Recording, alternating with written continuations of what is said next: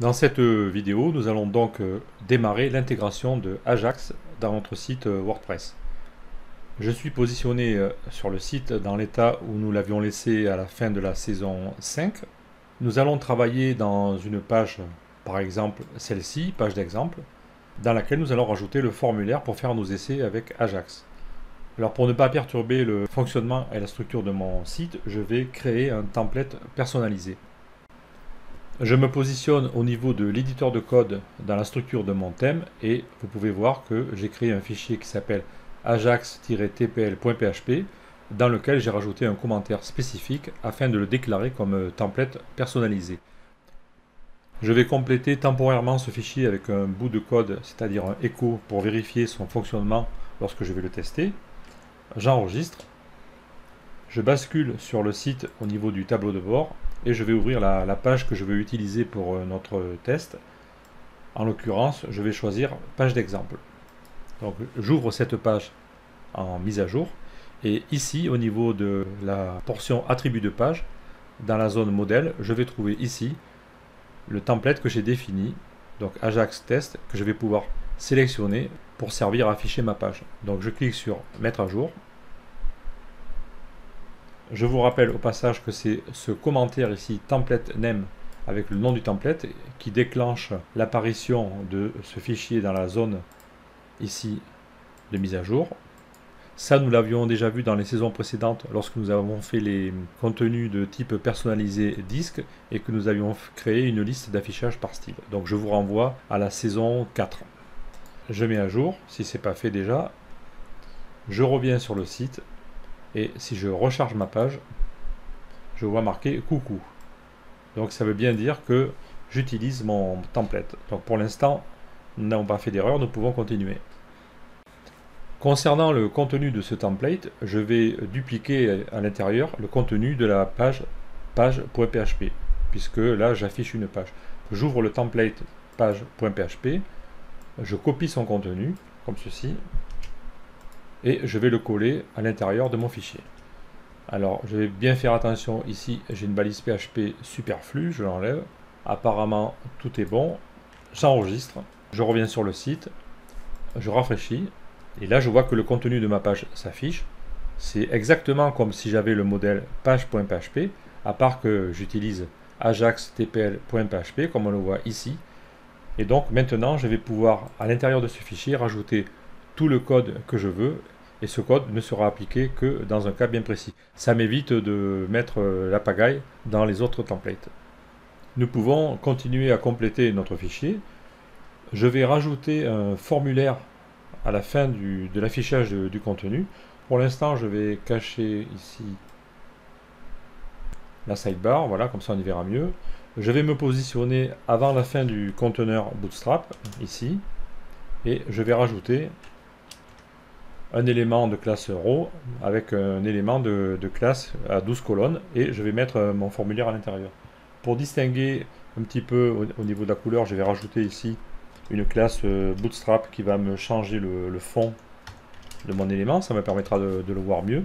Alors je vous rappelle ici que là nous faisons vraiment, c'est du théorique, hein, il n'y a pas d'aspect visuel, etc. Je me concentre exprès sur le fonctionnement, donc l'aspect visuel est laissé de côté. C'est pour éviter de tout mélanger et de compliquer le tutoriel. Donc on fait un formulaire vraiment sommaire ici. À l'intérieur de cet élément HTML que j'ai ajouté, je vais maintenant copier un formulaire que j'ai préparé, comme ceci. Notre formulaire ici a un identifiant qui nous permettra de le cibler avec JavaScript. Au niveau de l'attribut action, j'ai mis une chaîne de caractères vide. Cela veut dire que lorsque le formulaire est soumis, il rechargera la même page. Mais nous verrons que cette action sera interceptée par du JavaScript. De façon générique, nous mettons action avec une chaîne vide pour bien faire comprendre que le formulaire n'est pas envoyé vers une autre page PHP. Ensuite, au niveau de la méthode, nous mettons post, c'est-à-dire que les éléments envoyés par le formulaire seront disponibles après réception dans le tableau global $post de PHP. Ensuite, nous avons une simple phrase saisir une chaîne de caractères pour votre recherche. Un champ input qui va recevoir la valeur que nous allons saisir. Un bouton de validation, ici. et ensuite une division dans laquelle nous afficherons les résultats de la requête Ajax. Voici notre formulaire. La classe CSS MUP20 ici que j'ai rajouté à ma division me sert simplement à rajouter une marge supérieure de 20 pixels. Donc j'enregistre le fichier si ce n'est déjà fait. Je repasse sur le site, je rafraîchis la page comme ceci. Et si je vais voir en bas de ma page, je vois bien mon formulaire qui s'affiche. Je saisirai une valeur, je validerai et je transmettrai l'exécution à Ajax. Prochaine étape, nous allons créer un fichier JavaScript afin d'héberger toutes nos actions correspondant aux commandes Ajax. Donc j'ai créé un fichier qui s'appelle Ajax Test que j'ouvre ici et je vais coller à l'intérieur pour l'instant juste une simple commande console log afin de tester le chargement de notre fichier. J'enregistre notre fichier comme ceci. Maintenant je vais ouvrir le fichier functions.php ici et je vais rajouter des commandes pour intégrer notre fichier. Je me positionne au niveau de ma zone de chargement de script, ici. Je fais un peu de place et je vais coller une ligne que j'ai préparée, comme ceci. Donc c'est une commande WP enqueue-script classique, telle que nous l'avons déjà employée par le passé. Vous voyez que c'est exactement la même chose que pour les autres scripts. À part que là, nous avons un nouveau handle ici, pour caractériser notre script. Et notre fichier est ciblé ici, donc dans le dossier JS, et il s'appelle Ajax Test JS. Il va fonctionner avec jQuery, donc je lui mets comme dépendance jQuery, et le reste c'est exactement pareil, le numéro de version et true pour le charger dans le footer. Tout cela a été détaillé dans les saisons précédentes, donc je ne m'attarde pas dessus. J'enregistre. Maintenant je reviens sur mon site, je fais apparaître ici avec F12 l'outil de débogage et la console, je recharge la page, et je vois bien marqué coucou Ajax. Donc mon message s'est affiché, ça veut dire que mon fichier est bien chargé. Toujours procéder par étapes et vérifier ce que vous venez de faire. Et ça je le répéterai tout le temps, car quand on veut aller trop vite, à la fin on se retrouve avec des erreurs et on est obligé de revenir plein d'étapes en arrière pour savoir où se trouve le problème. Donc toujours pensez à vérifier à chaque fois que vous faites une action, vérifier le résultat comme on le fait en ce moment. Ensuite, nous allons vérifier que JavaScript réagit bien quand nous validons le formulaire dans notre page. Donc ici, je vais introduire une boucle ready jQuery comme ceci. Alors je vous rappelle brièvement qu'au niveau de WordPress, plusieurs librairies sont installées et plusieurs librairies se partagent le symbole $. C'est pour ça qu'ici nous avons une fonction auto-exécutable, enfin un genre de closure JavaScript pour que nous puissions utiliser à l'intérieur de cette fonction le symbole $, sans qu'il y ait de conflit avec les autres bibliothèques. Sinon, il faudrait employer le symbole jQuery. Bon, ça je vous le rappelle. Cette fonction va faire que le code à l'intérieur sera exécuté lorsque la page est complètement chargée. Je vais rajouter maintenant une commande pour réagir à la validation du formulaire. Je vous rappelle que le formulaire ici possède un identifiant égal à form Ajax test. C'est ceci qui nous permet de le cibler avec JavaScript. Donc je reviens dans le fichier JavaScript et je colle ici à l'intérieur un bout de code que j'ai préparé comme ceci. Avec la commande onSubmit associée à une fonction qui va cibler l'élément d'identifiant form Ajax test qui est notre formulaire. Et lorsque je cliquerai pour valider ce formulaire, lorsqu'il sera submis, d'où la commande submit, j'afficherai console log formulaire validé. J'enregistre cette page, je reviens sur le site, je rafraîchis, je fais apparaître mon formulaire, je tape quelque chose dedans mais ce n'est pas obligatoire, je valide. Je n'ai rien qui s'affiche dans la console et c'est tout à fait normal parce que, rappelez-vous, lorsque je soumets mon formulaire, il va me recharger ici la même page, parce que l'attribut action est égal à une chaîne vide et ça représente la page en cours. Donc il va recharger la page et par conséquent, il va revider la console. Pour remédier à ceci, il faut savoir que dans notre fichier JavaScript, lorsque nous exécutons une fonction on ici, à laquelle nous attachons une fonction personnelle, nous pouvons passer une variable ici qui représente l'événement invoqué, à savoir ici la soumission du formulaire. Donc en général, on va trouver souvent soit E, soit event. On peut trouver aussi EVT. En fait, vous définissez vous-même la chaîne de caractères que vous mettez ici. Donc on va garder E ici. Et maintenant, nous pouvons utiliser cet objet à l'intérieur de la fonction et nous pouvons lui associer des attributs et des méthodes. Il va maintenant me suffire de rajouter simplement à l'intérieur de ma fonction une commande comme ceci, e.preventDefault. Ça veut dire que je prends l'objet que j'ai passé dans la fonction et je lui dis de ne pas exécuter l'action par défaut qui est de soumettre le formulaire. Donc je vous rappelle que ici nous pourrions avoir n'importe quelle chaîne de caractères, par contre il faut que les deux correspondent. J'enregistre le fichier, je reviens sur le site, je rafraîchis avec CTRL F5 pour être sûr de bien recharger la page. Je clique sur valider pour soumettre le formulaire et je vois bien maintenant que le message formulaire validé s'affiche. À partir de maintenant, nous savons que notre fichier JavaScript réagit à la validation du formulaire. Nous pouvons passer à la suite. Dans l'étape suivante, nous allons devoir être capables de transmettre une variable au fichier JavaScript à partir du PHP. Nous allons appeler cette variable arbitrairement AjaxURL. Donc je peux ici corriger mon console log pour préparer son affichage. Et nous allons voir comment passer cette valeur à notre fichier. J'enregistre le fichier JavaScript. Je retourne dans le fichier function.php. Nous avons trois méthodes à notre disposition pour réaliser ceci. La première méthode consiste à rajouter une balise script à l'intérieur de la balise head de notre page de template. Donc, je me positionne ici au niveau du fichier function.php à la fin de la zone de chargement de script et je vais coller un bout de code que j'ai préparé comme ceci. Voici le bout de code.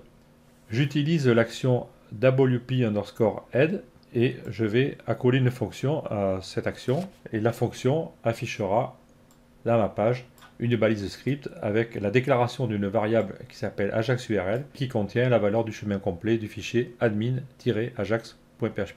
Alors on expliquera pourquoi tout ça un peu plus tard. Pour l'instant, si ça vous paraît un peu confus, faites-moi confiance. Vous allez voir qu'au fur et à mesure qu'on va avancer dans le tutoriel, tout cela va s'imbriquer, vous comprendrez mieux le fonctionnement.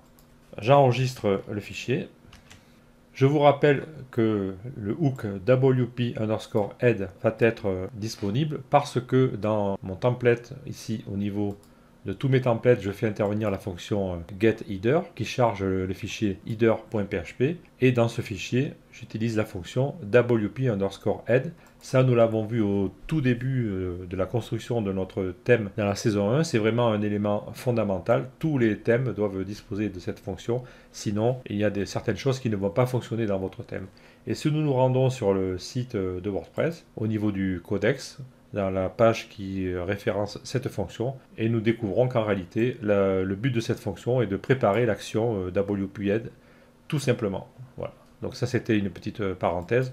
N'oubliez pas que pour fonctionner, il faut absolument que vous utilisiez la fonction wp_head dans la balise head de votre code HTML. Sinon, ça ne marche pas. Donc, j'ai tout enregistré. J'ai bien mis ici console log AjaxURL. Je repasse sur ma page. Je vais réafficher l'outil de débogage. Je rafraîchis la page, comme ceci. Et bien sûr, il faut que je valide le formulaire. Et je vois mon chemin qui apparaît. HTTP, testdev, etc. La racine du site, wp-admin et le nom du fichier. Donc ça fonctionne. Si j'observe maintenant le code HTML de la page, comme ceci, dans la balise head, et si je cherche un petit peu, je vais trouver par ici, le voilà, mon script, donc avec la déclaration de la variable var, AjaxURL, etc. Donc ça, c'est la première méthode qui nous permet de faire passer une valeur vers JavaScript depuis le code PHP. Maintenant, nous allons étudier la deuxième méthode qui consiste à déclarer notre variable à l'intérieur du fichier JavaScript.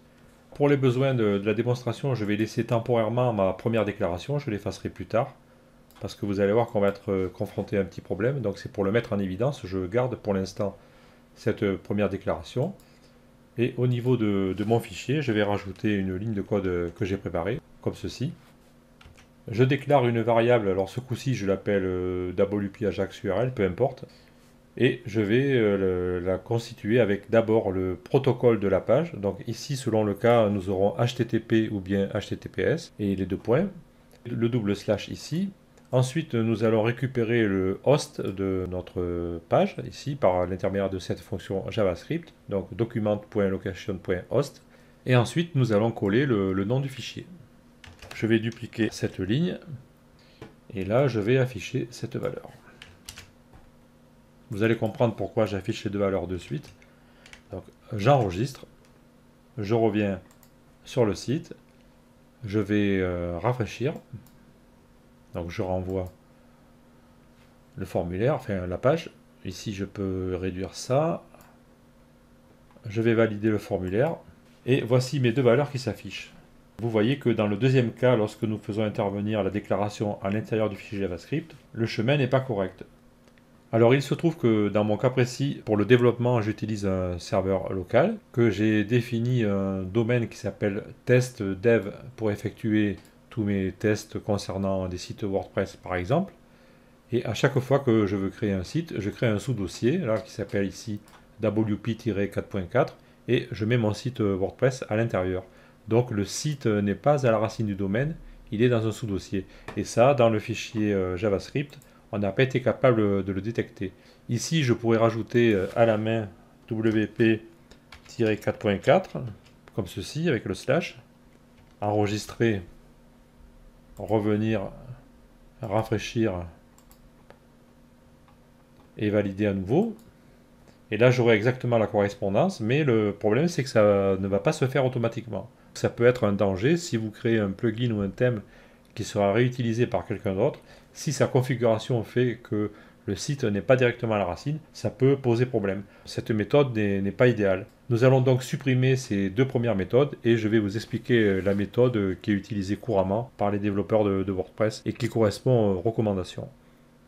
Avant cela, nous allons faire une petite modification qui concerne notre confort. Je ne sais pas si vous l'avez remarqué, quand je clique par exemple ici sur valider lorsque le formulaire est positionné comme ceci dans la page, le formulaire est validé et la page ne bouge pas parce que j'ai invalidé l'action par défaut avec la commande e.preventDefault dans le fichier JavaScript. Par contre, si je recharge la page comme ceci, il va me recharger la page au début et si je veux atteindre le formulaire, il faut que je joue avec la roulette de la souris. Alors ça m'énerve un peu. Donc je vais revenir dans le code ici, au niveau de mon fichier ajax-tpl, et je vais simplement prendre tout le contenu ici du formulaire, comme ceci. Je vais faire un coupé et je vais le mettre au début, juste avant l'affichage de la page. Comme ceci. J'enregistre, je rafraîchis la page. Voilà, le formulaire maintenant est visible. Si je valide le formulaire, ça ne change rien. Si je recharge la page, j'ai toujours mon formulaire à portée de main. Voilà, donc c'est pas grand chose, mais tout ça, quand on valide 15 fois un formulaire en 10 minutes, ça peut être énervant d'être obligé de revenir en haut de la page. Alors, ça, ce sont des astuces quand vous développez. Bien sûr, à la fin, quand vous terminez votre page et que vous réalisez un objet, disons, design, votre formulaire va devoir aller à un emplacement précis, bien sûr. Là, vous le mettrez là où il faut, mais pendant le développement, vous pouvez faire en sorte que votre travail soit plus confortable. Voilà, donc ça c'était la petite parenthèse confortable. Nous allons donc maintenant créer la variable Ajax en utilisant notre troisième méthode. Je reviens dans le fichier JavaScript. Étant donné que je ne vais conserver que la troisième méthode, je peux effacer cette déclaration ici. Je peux effacer aussi ce console log. Je vais garder celui-ci parce que nous allons déclarer une variable qui s'appelle aussi Ajax URL. Je reviens dans le fichier function.php. Je vais effacer ici le code qui correspondait à la première méthode, rappelez-vous, comme ceci, et je vais rajouter une commande ici au niveau du chargement de mes scripts, à la suite, comme ceci. Alors, qu'est-ce que c'est que cette fonction? La fonction s'appelle WP Localize Script. Cette fonction, à l'origine, est utilisée lorsque nous traduisons nos thèmes pour faire passer des valeurs traduites dans un fichier JavaScript. Parce que toutes les fonctions de traduction de WordPress sont des fonctions PHP, étant donné qu'on ne peut pas utiliser du PHP à l'intérieur de fichiers JavaScript, WordPress a créé cette fonction donc, qui permet de passer des valeurs à l'intérieur d'un script. Pour ce faire, le premier paramètre de la fonction ici va devoir correspondre exactement au handle ici qui est déclaré pour notre fichier de script. Là, nous devons avoir une correspondance absolue et cela veut dire que la variable que nous allons déclarer sera passée à ce fichier-là.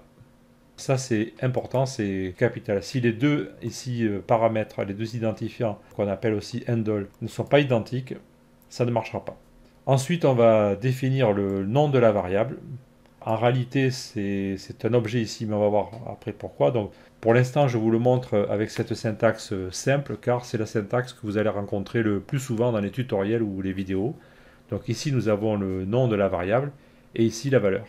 Donc, la valeur ici est calculée avec une fonction de WordPress, et ici, nous sommes certains d'obtenir le chemin complet du site.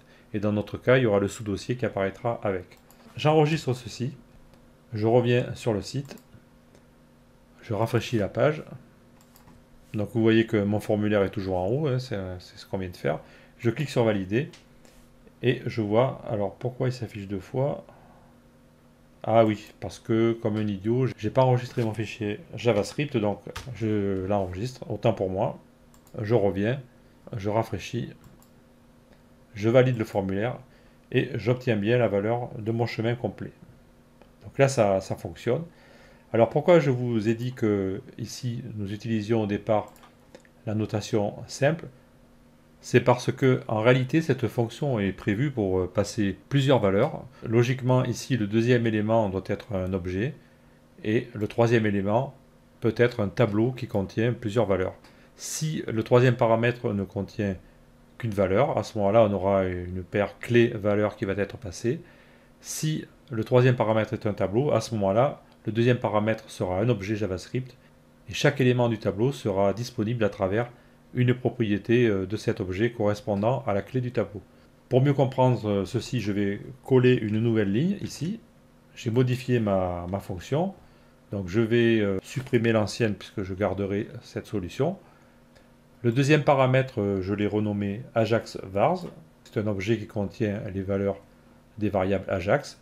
Et le troisième paramètre est un tableau, donc avec exactement la même valeur que précédemment. J'enregistre ceci. Et maintenant, je n'ai plus qu'à récupérer ici la valeur correspondante. Alors là, il faut que je modifie ici, bien sûr. Je vais taper le nom de l'objet et je vais taper la propriété que je vais afficher. Donc là, j'affiche la propriété URL du tableau Ajax Vars. Donc cette fois-ci, j'enregistre bien mon fichier. Je reviens sur le site. Je rafraîchis. Je valide. Et je vois que j'ai exactement la même chose. À titre d'exercice et pour finir cette première vidéo, nous allons rajouter une deuxième valeur dans notre fonction pour voir ce qui se passe. Donc je retourne au niveau du code, dans le fichier function.php, et ici je vais rajouter temporairement une deuxième commande, donc je vais commenter celle-ci, et ici je vais coller une autre commande que j'ai préparée. Alors c'est exactement la même chose, la seule chose c'est que j'ai rajouté un élément au tableau, qui s'appelle truc. Maintenant, je passe un tableau avec deux valeurs associées à mon objet Ajax Vars. J'enregistre et il suffirait que dans mon fichier JavaScript ici, je rajoute une autre ligne et j'affiche la propriété truc. J'enregistre, je retourne dans le fichier, je rafraîchis, je renvoie, je valide et je vois que mes deux variables s'affichent. Donc cette fonction WP Localize Script que nous avons ici permet de passer des valeurs calculées ou pas avec PHP depuis un fichier PHP vers un fichier JavaScript. C'est cette méthode qui est actuellement recommandée et que nous allons utiliser pour passer nos variables dans le fichier JavaScript. Donc j'efface ceci puisque nous n'allons passer qu'une seule valeur. J'enlève le commentaire, j'enregistre le fichier. Et maintenant, nous allons passer à la suite dans une vidéo suivante. Nous allons commencer à utiliser nos fonctions Ajax. Alors je vous donne donc rendez-vous dans la vidéo suivante.